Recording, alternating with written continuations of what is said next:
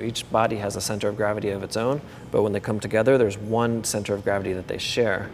In this training, two bodies are becoming one animal, connected with the same center of gravity throughout all the movements, going to the ground, going back up from the ground, flying. Always the center of gravity is staying connected. Colin and I are sharing that point of contact.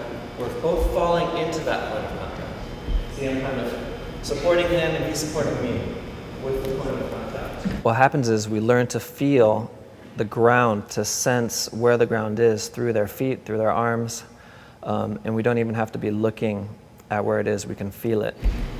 And try to feel the ground through the other person's feet. Through the point of contact, through the other person's feet, where is the ground? If you lose contact with the ground, you're still listening to the ground through the other person, okay? The score is not so much what the different aspects are, but it's the feeling of becoming one animal connected through the point of contact at the core and finding flow in that. In order to help us get there, there's some things that I've noticed that happen when you're in that state, but they're not the score itself. They're just what we observe when two people get into a state that's flowful and safe and connected like that. Staying connected, let's take a couple steps this way. Walk with me. Walk with me. As we walk, let's roll to the back. Walk this way. We're falling. If I'm getting heavy on you, just push a little harder and get me back up to my own 2 feet. So he's only taking as much of my weight as he wants to because I'm just falling. And I'm only taking as much weight of him as I want to because he's falling at me. If I walk away, he's just falling on me.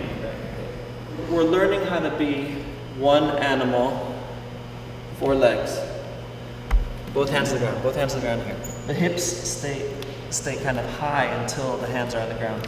And then we, and kind of match the weight. So you go away, I'm going to go into it. Bring me up to my feet.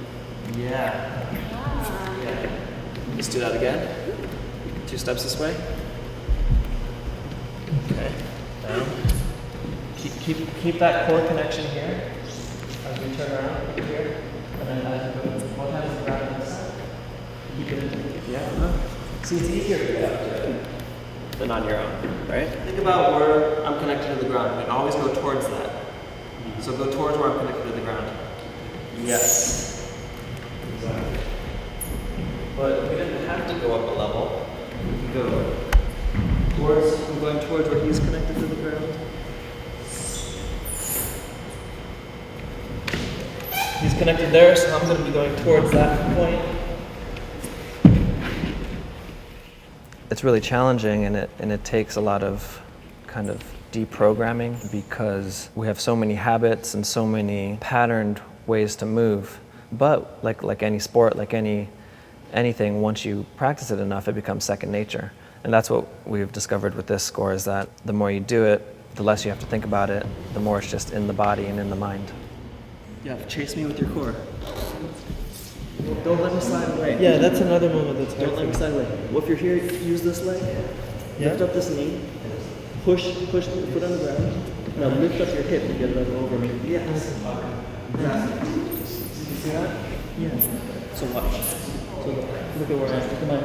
Okay, use this leg to lift up.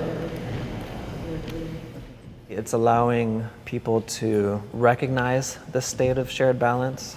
Some people call it off-balance dancing, but I feel shared balance is a little bit more appropriate term. And to stay with it as long as they want to and to leave it voluntarily, not because they don't know how to keep it going, but because they want to do something else. From that perspective, it's just another tool in the tool belt of the contact improvisation mover. So come at me and then... Exactly. Yeah. Nice. Did you see how she put me down where my feet were? She didn't have to think about it. She just did it. Felt it.